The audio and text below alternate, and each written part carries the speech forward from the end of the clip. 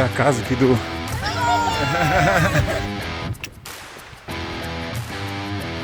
Beleza. Agora vamos lá, que eu vou te contar essa história. Mais uma história, mais uma aventura. Whistler. O que será que aconteceu? Vamos lá.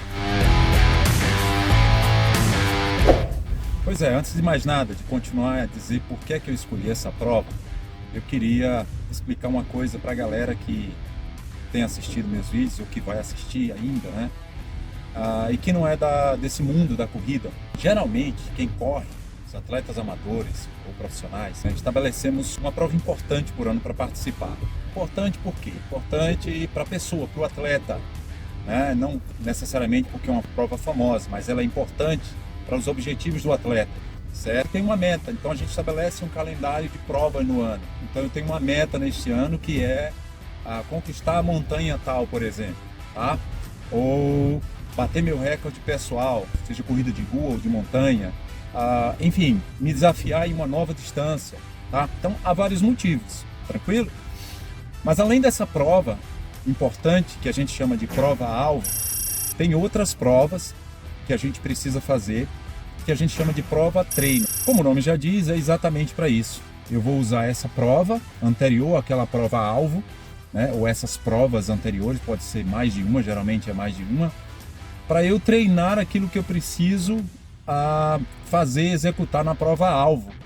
Então, por exemplo, como vai funcionar minha hidratação, testar meu corpo, como está meu corpo em relação àquela distância, a velocidade, né? O pace que a gente fala. O pace nada mais é do que o ritmo que você mantém correndo, tá, galera?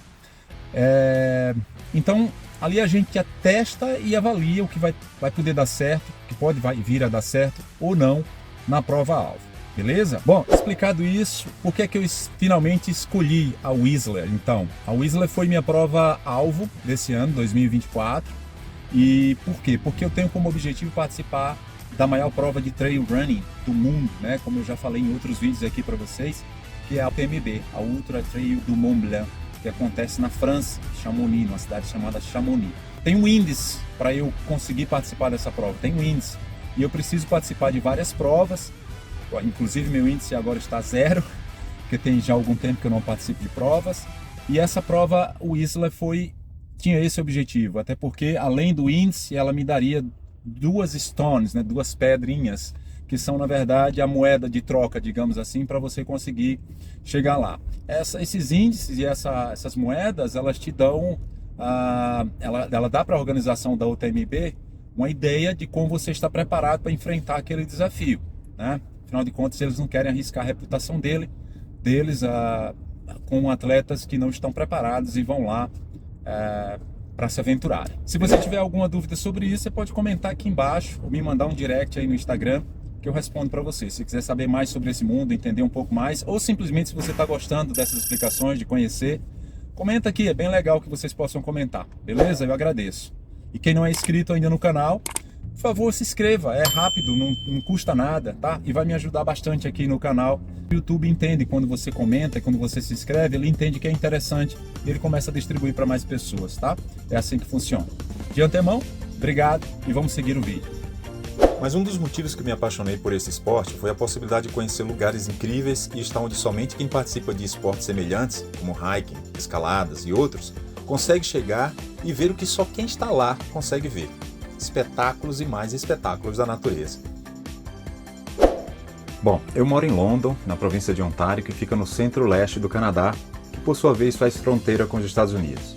E a prova foi na província de British Columbia, lá no extremo oeste, às margens do Pacífico e onde ficam as Rocky Mountains, ou montanhas rochosas, muito conhecidas. As Rocky Mountains compõem a maior cadeia de montanhas da América do Norte, gente. Mas já eu falo um pouco mais sobre elas, aguenta aí. Então, só para vocês terem uma ideia, deixa eu falar um pouquinho de como foi nossa logística. Nós tivemos que dirigir por 2 horas até o aeroporto de Toronto. De lá, pegamos um voo de 5 horas até Vancouver e, por fim, mais 2 horas de carro até Whistler. Uma longa viagem, mas que super vale a pena, porque a viagem em si já compensa pelo visual. Bom, como eu falei antes, Whistler é uma cidade ao norte de Vancouver, na Colômbia Britânica, que abriga o Whistler Blackcomb. É um dos maiores resorts de esqui da América do Norte. Além de esqui e snowboard, o local oferece mountain bike, hiking, tirolesa, rafting, e muitas outras, além de diversos passeios de aventura e tudo com uma estrutura incrível. Galera, eu super recomendo. O centro de Whistler é uma vila de pedestres compacta, em estilo chalé, na base das montanhas Whistler e da montanha Blackcomb. São duas montanhas. Já sei, vocês devem estar se perguntando, beleza, John, mas e a prova, cara? Então, meu povo, no vídeo anterior eu contei toda a historinha, né? Toda essa história polêmica envolvendo essa prova. E aí eu convido vocês a assistirem esse vídeo. Vou deixar aqui embaixo, vou deixar o link aqui na descrição também, né? Para vocês assistirem lá no final. E eu conto também todos os detalhes e o tamanho do desafio que estava me esperando, né? Só que eu não esperava que fosse tão grande. Vamos para a prova então. Minha estratégia, é importante ter sempre uma estratégia para tudo, né? Alimentação, hidratação, descanso, etc. Minha estratégia era fazer um split negativo. Isso quer dizer que eu pretendia fazer a primeira metade da prova em um ritmo mais lento, mais conservador, até porque a metade da prova, como vocês podem ver aqui no gráfico, ela é praticamente inteiramente subida. Todo o acumulado de subida, praticamente 90% do acumulado de subida está exatamente na primeira metade da prova, ou seja, o ganho de elevação. O ganho de elevação é sempre aquele acumulado de tudo que você sobe durante um trajeto. Somando tudo isso, somando todas as subidas, até ali a metade da prova, daria em torno de 2.100, 2.200 metros de acumulado, tá? Ou seja, metade da prova é só subida. E eu posso garantir para vocês, eu nunca experimentei tamanha inclinação em tão pouco tempo. Guarde isso. Bom, na largada eu estava ali relativamente tranquilo, aqueci um pouco, meditei, me senti confiante de que estaria ali de volta na linha de chegada dali a algumas horas, né? A minha ideia era que fosse em torno de 6 horas. Esse era o meu objetivo.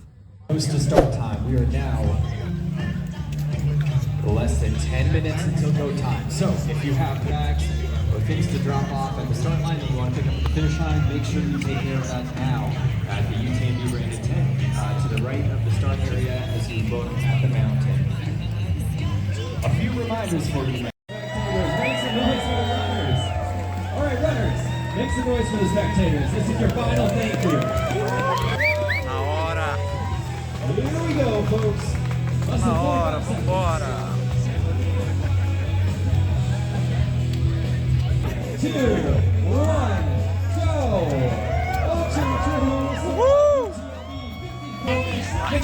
Partiu. Bora. Vai. Partiu.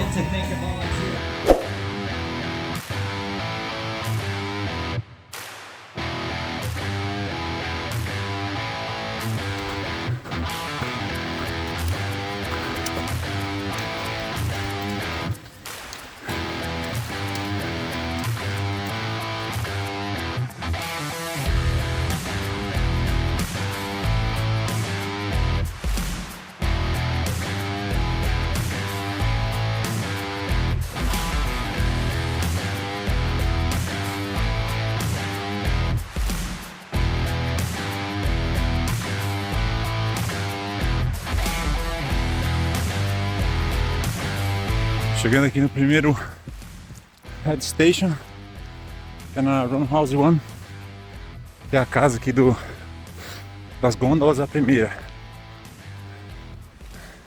Esse trecho é de 15 km, enquanto tudo certo. Essa última parte agora foi mais lenta, frio. Mais lenta, mais normal, ainda tá dentro da minha estratégia. Tudo beleza. Poupando. A ideia aqui é fazer um split negativo, até porque o primeiro trecho, a primeira metade da prova é a mais dura, é a que tem maior subida, praticamente subida.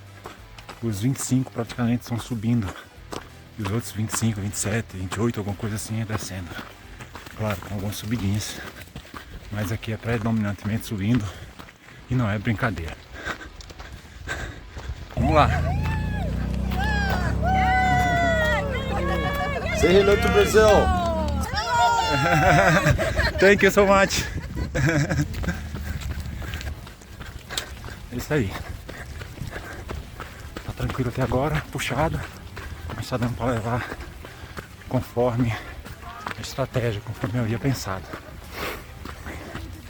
Vamos ver até onde o corpo vai reagir bem, espero que até o final.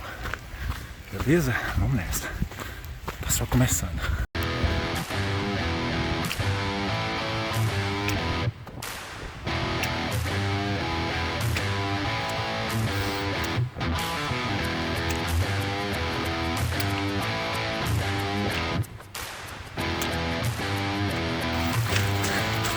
Acabei de chegar aqui nos 15 quilômetros. Tá muito legal, tá muito massa. Mas muito cansativo a subida. Muito mais cansativo do que eu imaginei. Mas tá lindo o dia, o sol apareceu. E vambora. Vambora que tem mais.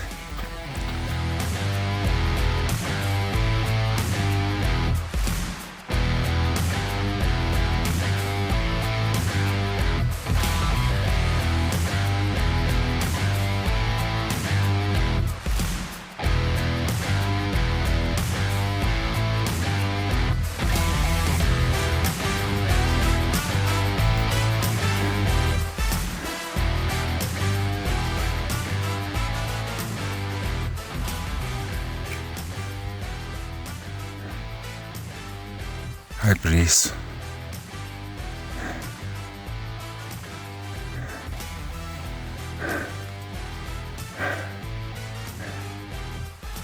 Subir mais um pouquinho e praticamente começar a voltar depois ali daquela subida.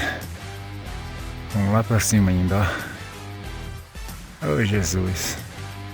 Vamos lá.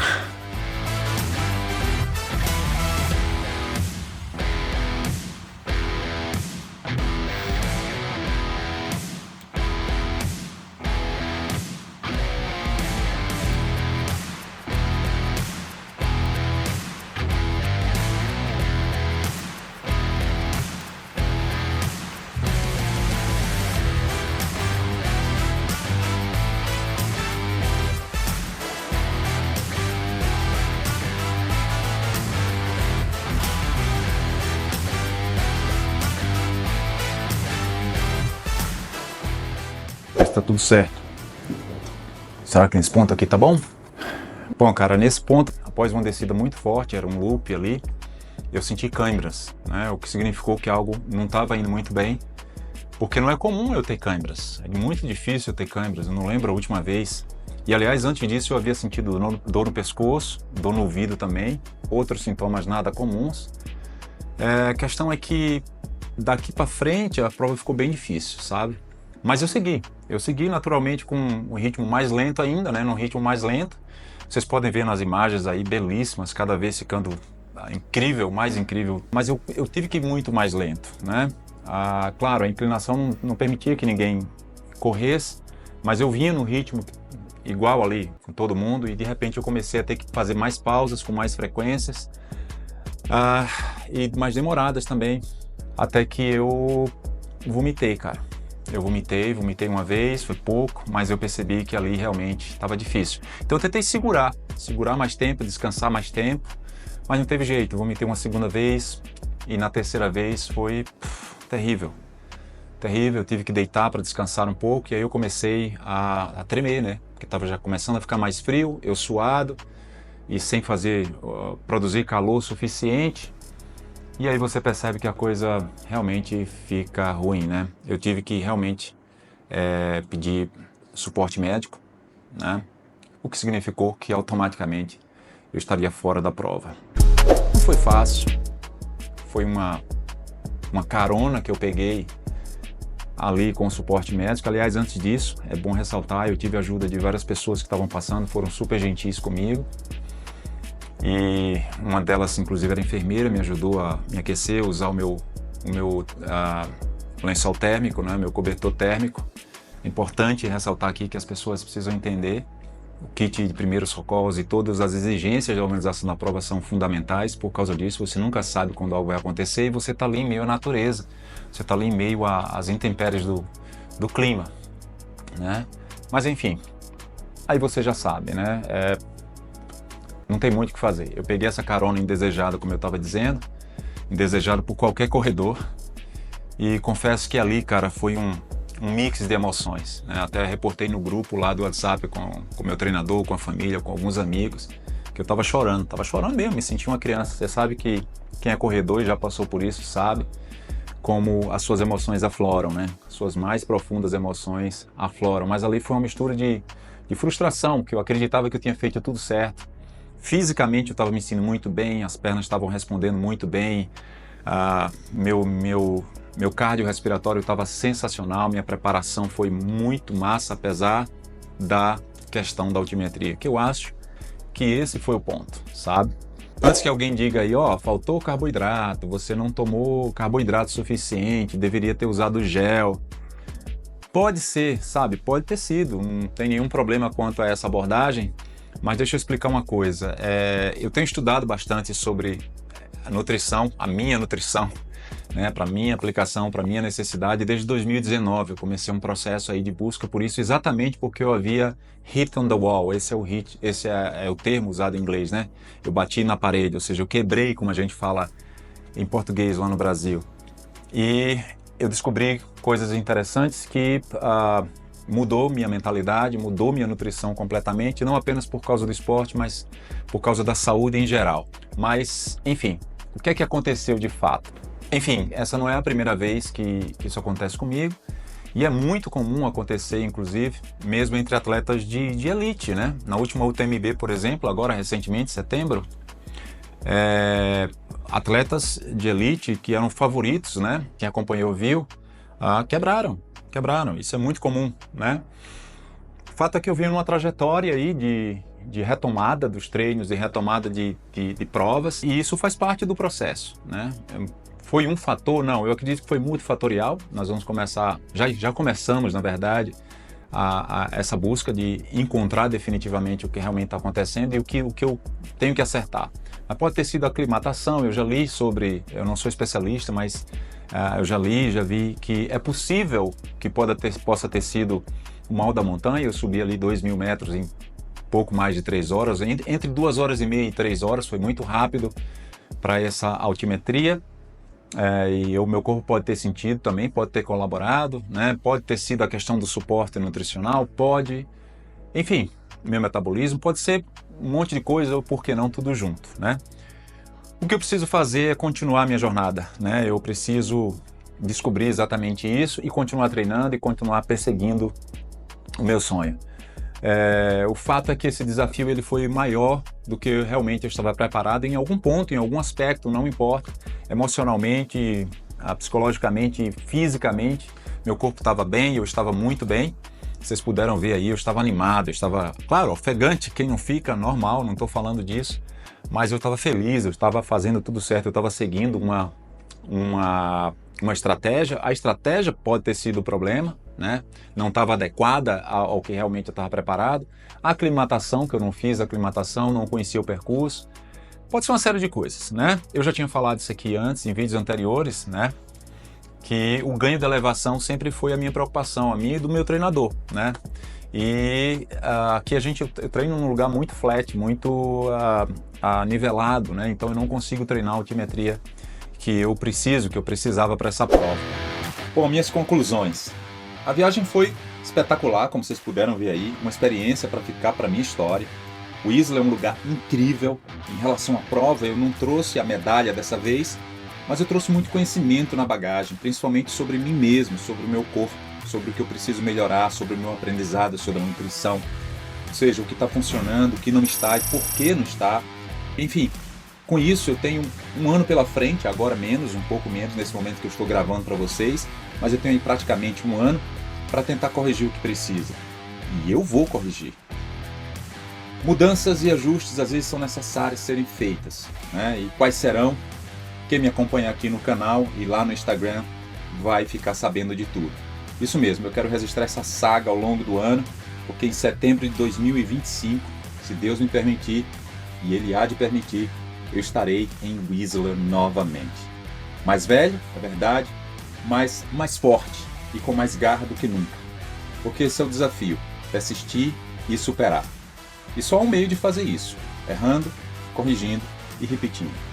Bom, se você gostou desse vídeo, deixa eu saber dando um like, aproveite para te convidar para se inscrever no canal, deixar seu comentário aqui embaixo e compartilhar com alguém que você sabe que gosta também de corrida, desse tema, enfim, de aventuras e quer conhecer um pouco disso, desse mundo aqui no Canadá. Abraços e até o próximo vídeo. Fui!